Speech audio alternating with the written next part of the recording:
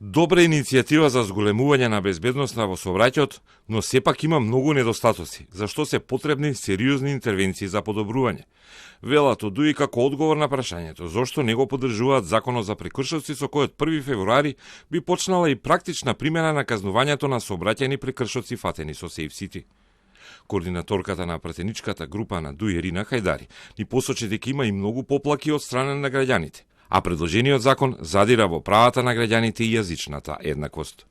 Предлог законот е поднесен во скратена постапка, иако неговата содржина задира во чувствителни прашања поврзани со човековите права, јазичната еднаквост и прекрушочната одговорност. За ваков закон не постои реална потреба од скратена постапка, а редовната постапка би овозможила поширока јавна расправа, поголема транспарентност и поквалитетни законски решенија.